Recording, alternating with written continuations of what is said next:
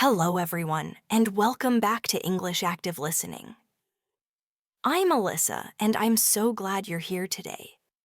If your goal is to truly understand native English speakers, follow conversations easily, and feel more confident in your listening skills, then you're in the right place. Today, we're diving deep into Improve Your English Listening Skills, Everyday English Listening Practice. This isn't just about hearing words. It's about understanding them, processing them, and responding to them naturally.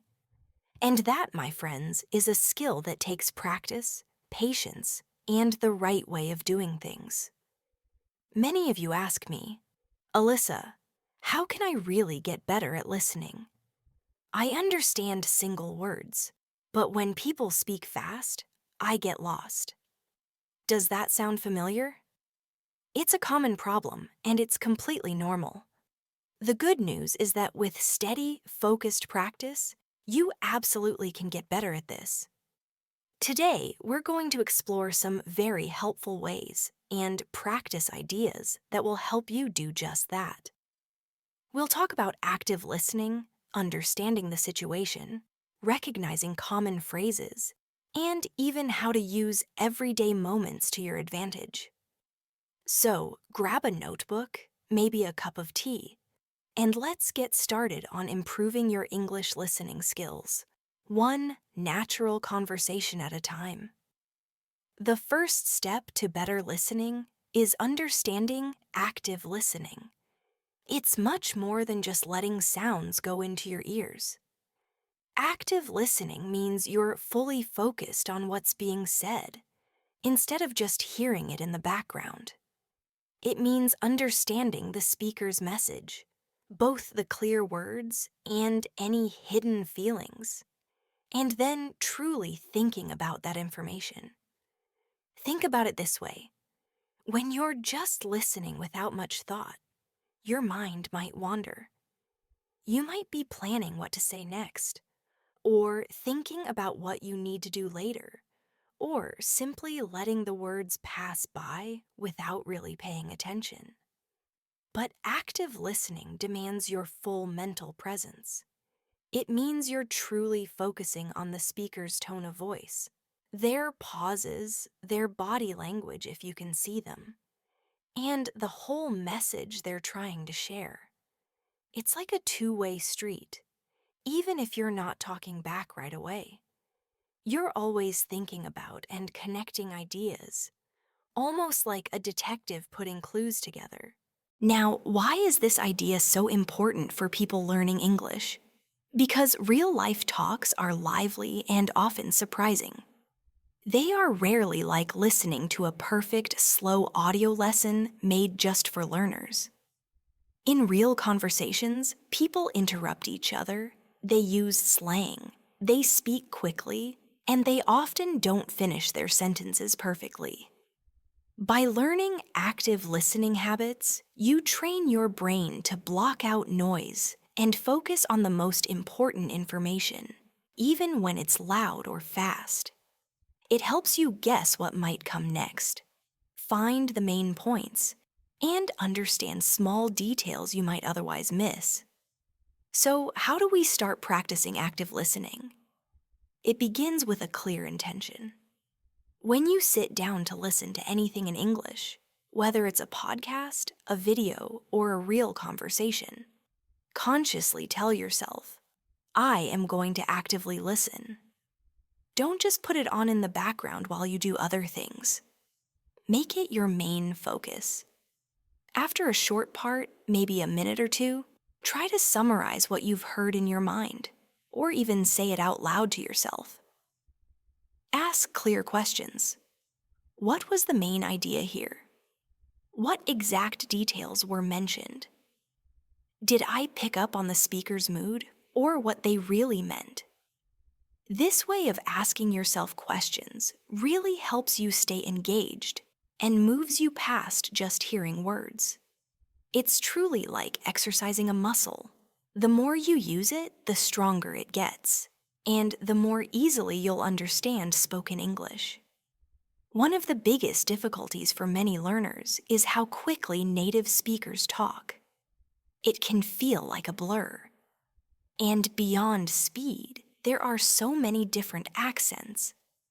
English is spoken all over the world, and every place, even within the same country, has its own special accent and way of saying words. So, how do we get comfortable with this rich and varied sound of real English? First, let's talk about speed. In everyday talks, people just don't say every single word perfectly, one by one. We naturally connect words, we shorten some sounds, and we often use contractions. For example, going to often naturally becomes gonna, and want to often turns into wanna. That question, did you eat, can easily sound like did ya eat? These aren't mistakes. They are natural parts of spoken English. The real key here is to train your ear to hear these connected speech patterns instead of trying to hear each word separately. My best advice here is simple. Spend time with real English materials.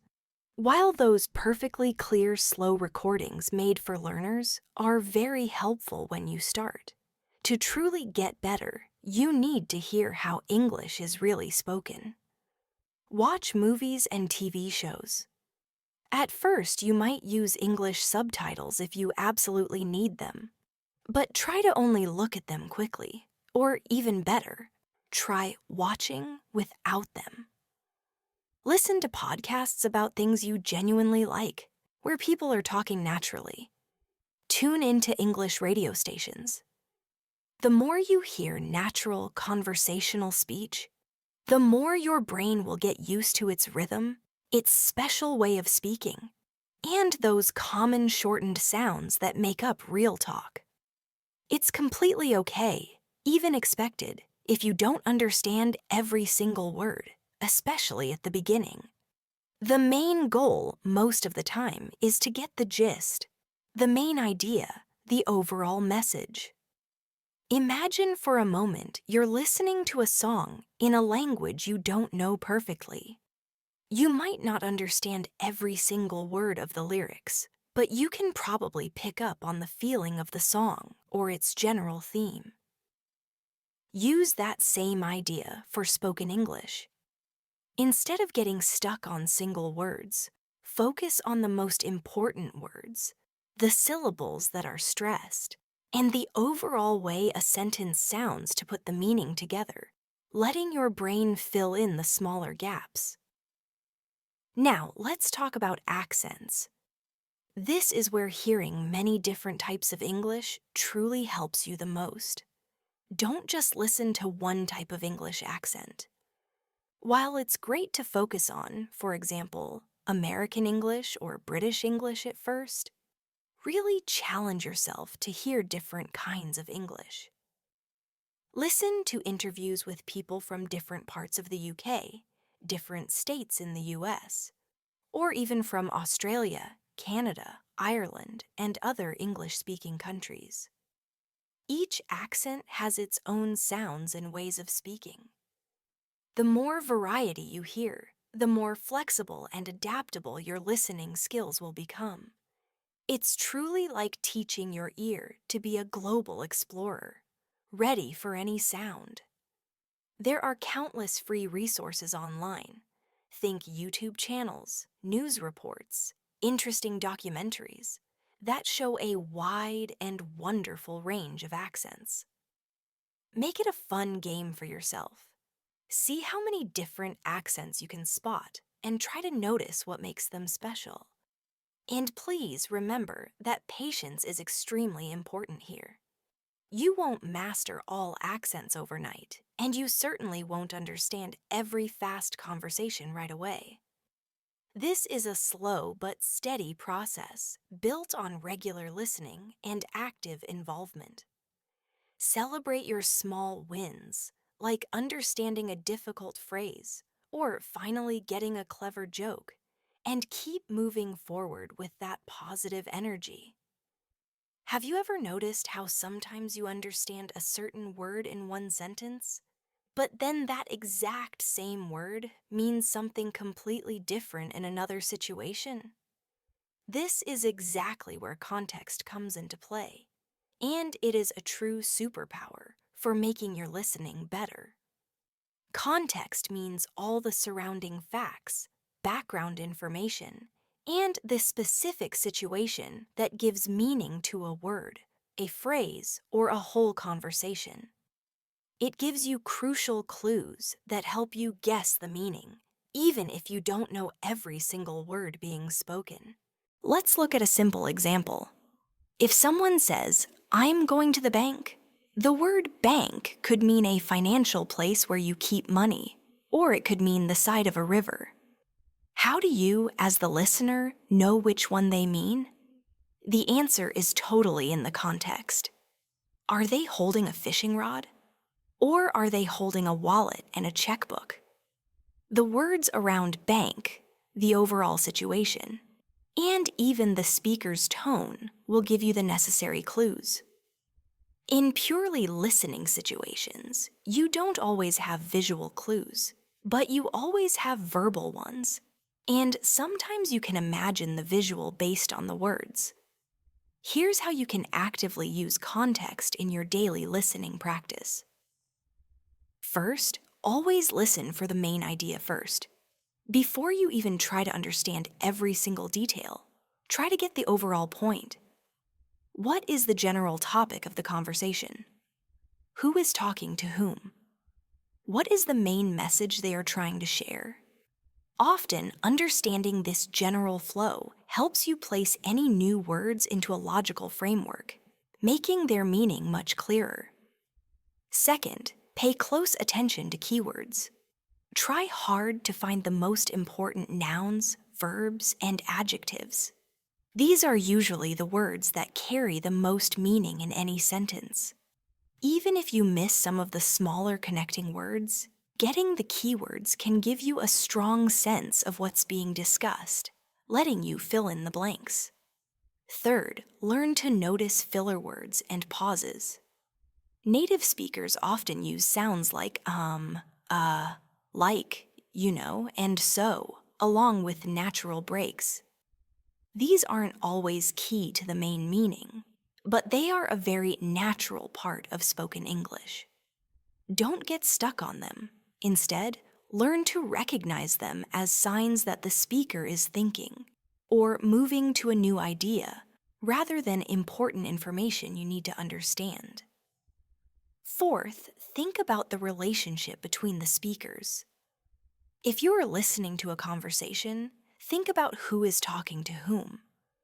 Are they close friends? Are they coworkers? Family members? Their relationship often decides how formal their language is, the topics they talk about, and even their inside jokes.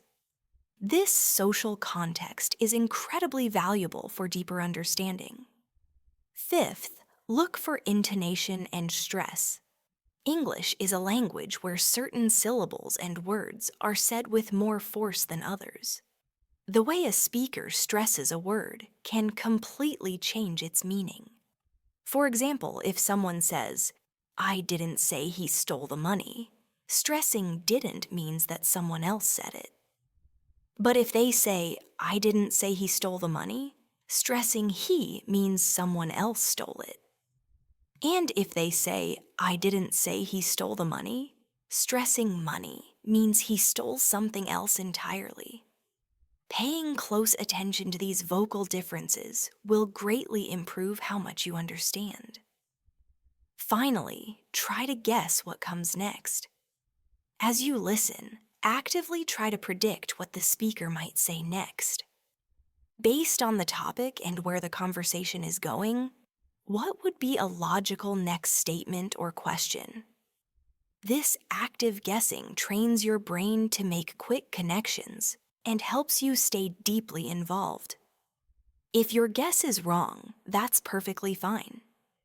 It's a very important part of learning. You then think about why your guess was off, which helps you improve your understanding of how language works for the future. Using context is truly like being a detective. You're always collecting clues, both clear and subtle, and skillfully putting them together to solve the mystery of what's being communicated. The more you practice this skill, the faster and more naturally you'll become at figuring out meaning from all the surrounding information.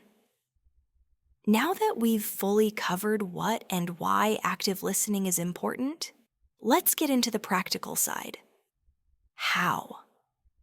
Where can you find opportunities for everyday English listening practice?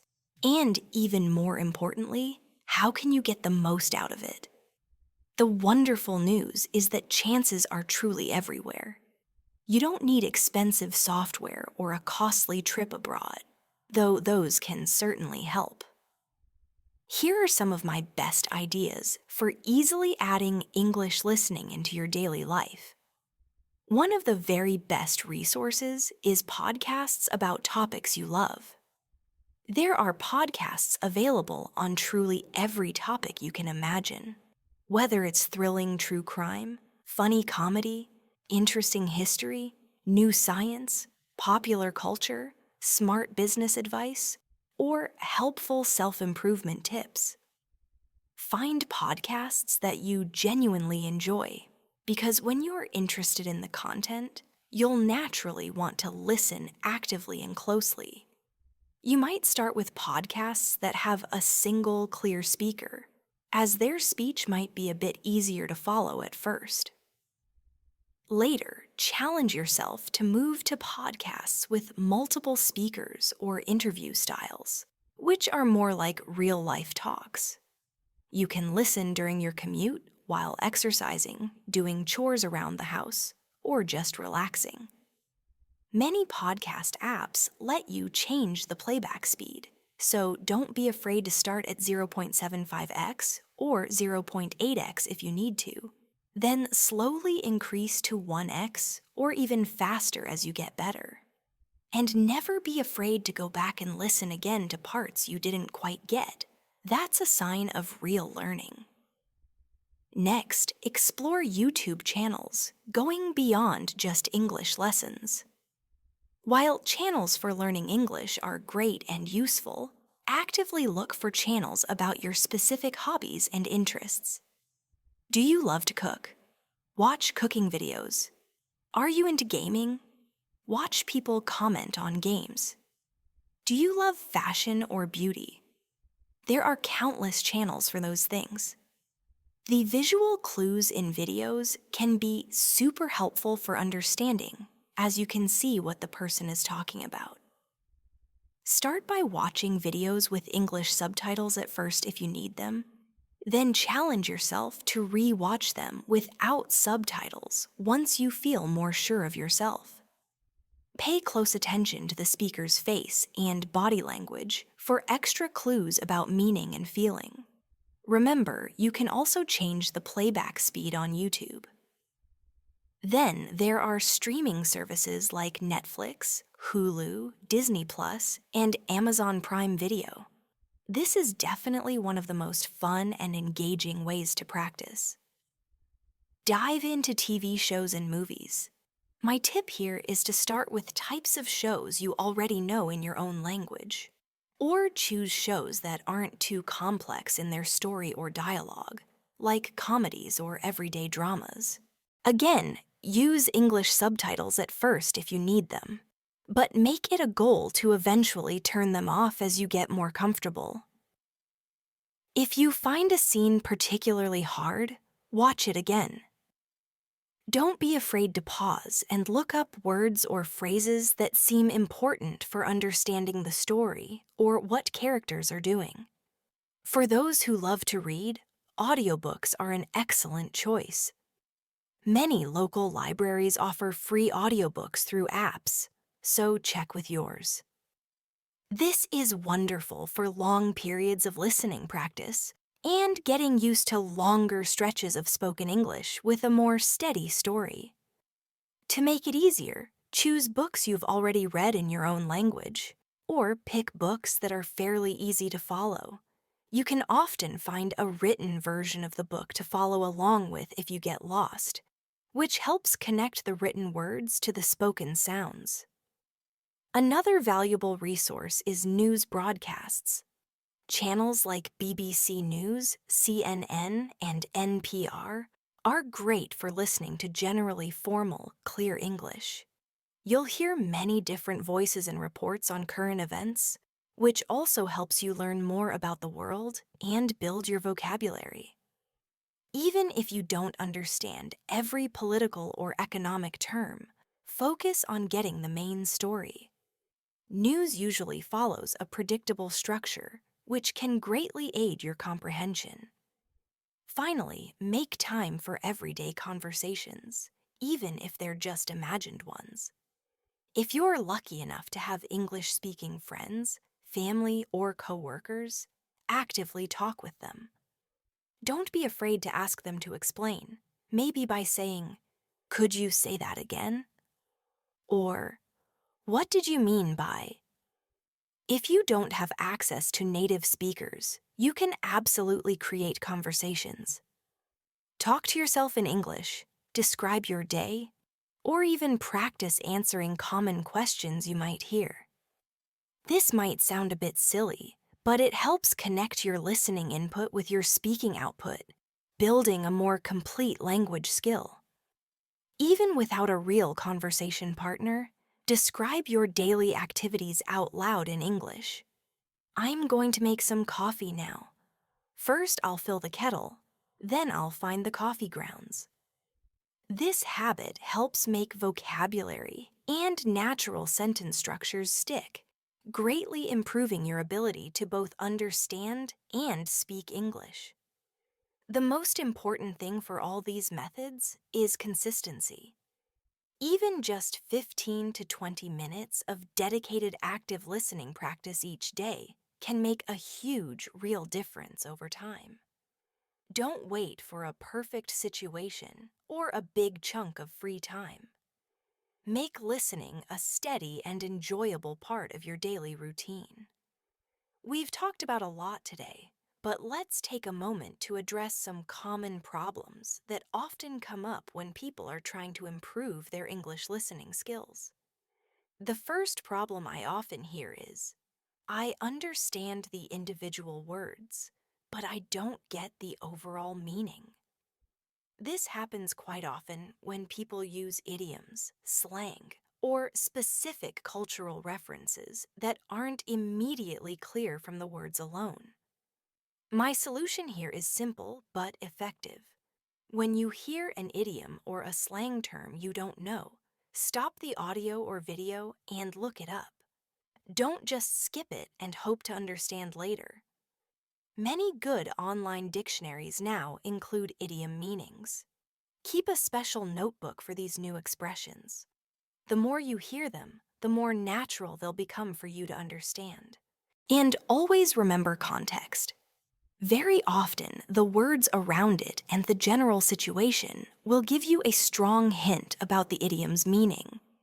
For example, if someone says, "It's raining cats and dogs," you know from the context of raining that it's not actually animals falling, so you can guess it means raining very heavily.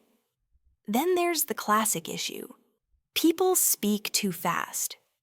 We've talked about this, but it's worth saying again because it's such a common source of frustration. The answer lies in gradual exposure and active listening. Start with content that lets you control the speed, like podcasts or YouTube videos, and begin at a slower pace. Then, slowly but surely, gradually increase the speed as you get better. Focus on those connected words and common shortened sounds we discussed earlier. Very importantly, don't try to catch every single word. Your main goal should be to get the general idea. Your brain simply needs time to process sounds at a faster speed. Repeating helps a lot here.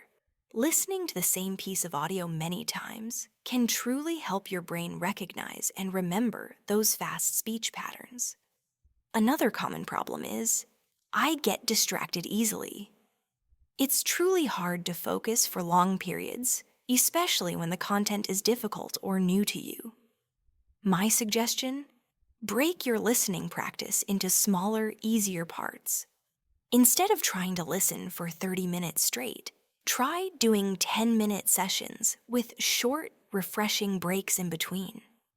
Choose times when you are less likely to be interrupted and find a quiet place where you can truly focus.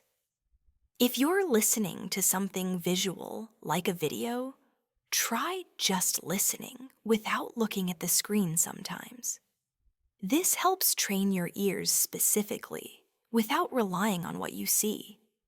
Most importantly, actively engage with the content, summarize it in your mind, quickly write notes, or even mentally respond to what you hear.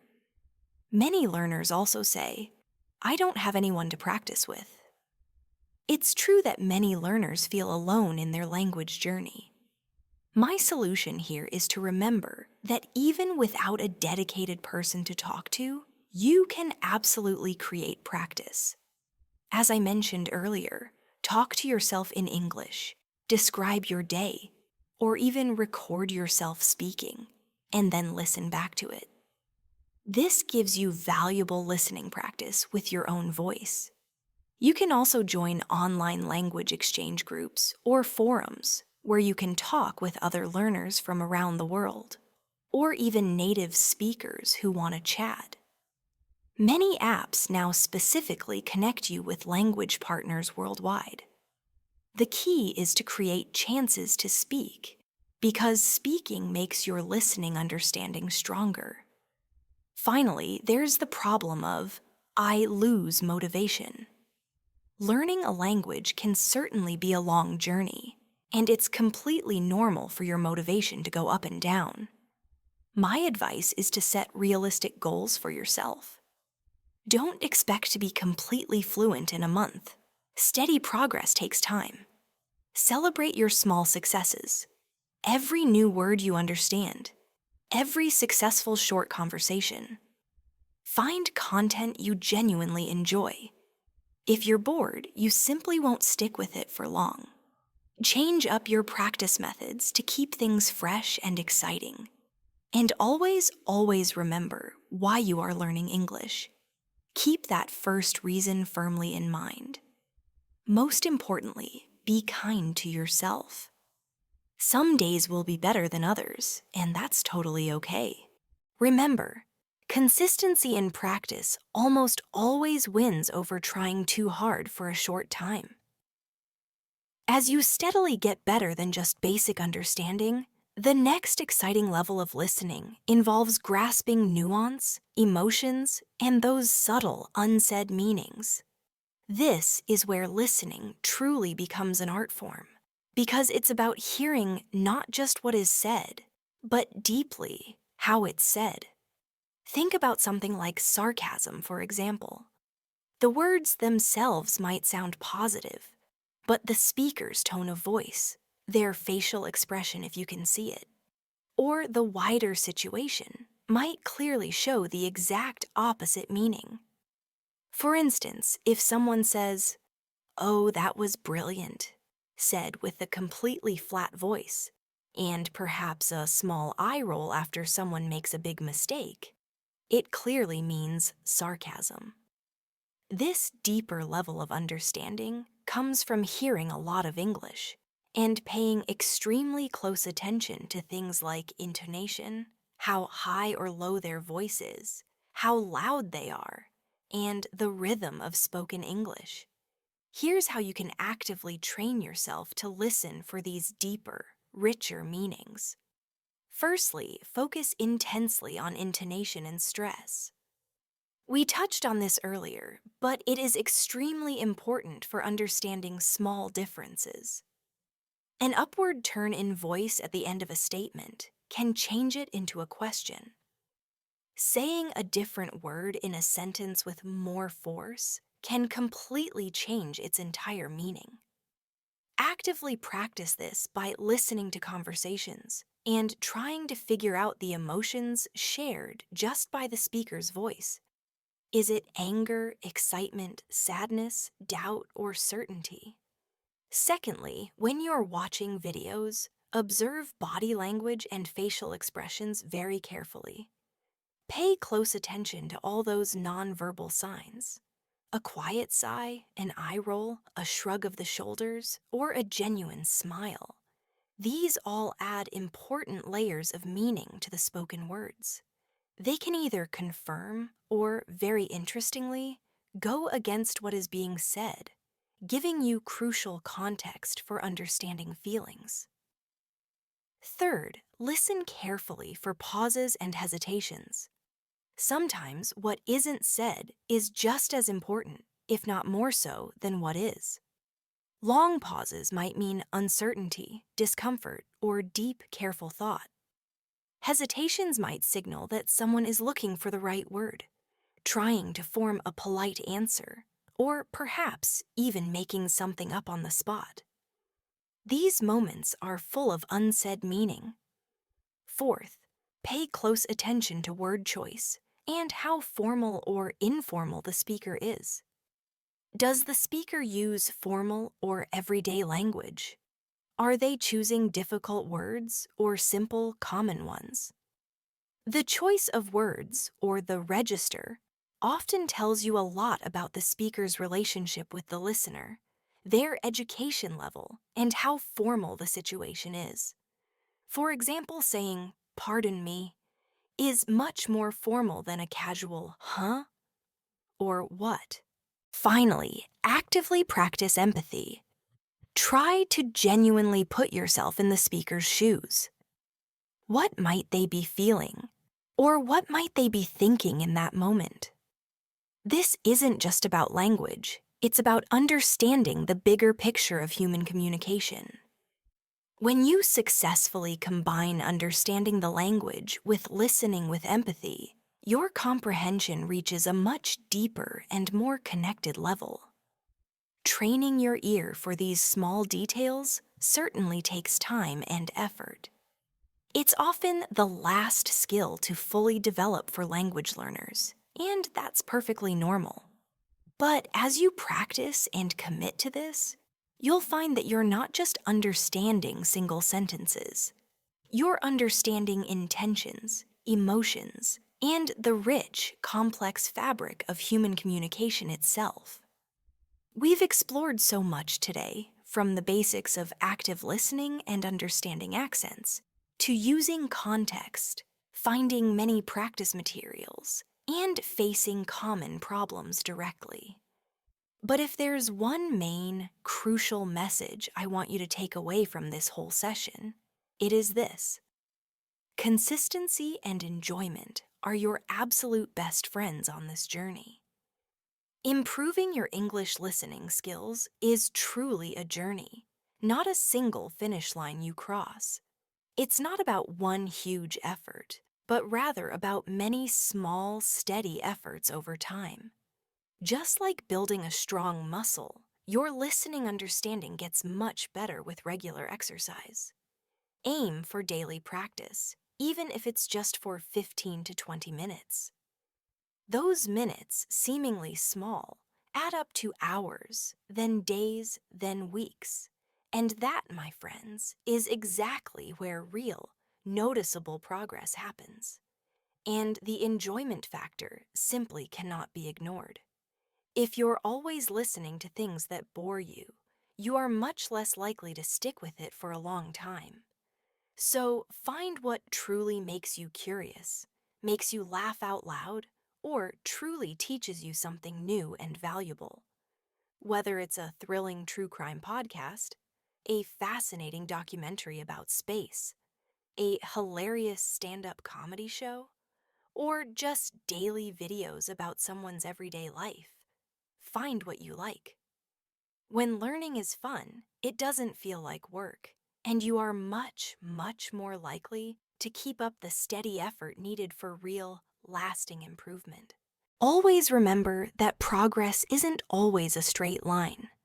Some days you might feel like you understand everything perfectly, and then other days you might find yourself struggling with even simple sentences. That's a completely normal part of learning. Please don't get discouraged by those tough moments. Every listening experience, even a challenging one, is a valuable chance to learn and grow. Take a moment to think about what was hard, find specific areas to improve, and then just keep going forward. Finally, be incredibly patient with yourself throughout this process. Learning a language is truly a marathon, not a quick race. Celebrate every single small victory, whether it's understanding a new saying, successfully following a fast conversation, or even just getting a subtle joke. Every single step forward, no matter how tiny, brings you closer to your main goal of confident and fluent English listening. You now have the tools, you have the resources, and most importantly, you have the great potential inside you. Now it's up to you to put it all into steady, enjoyable practice. Thank you so much for joining me today on English Active Listening. I truly hope this deep dive into improving your English listening skills has been incredibly helpful and inspiring for you. If you found this video useful, please do give it a thumbs up and share it with anyone else who might benefit from these ideas. And of course, if you haven't already, please subscribe to our channel for more practical English lessons and tips. Keep listening, keep practicing, and I'll see you in the next video.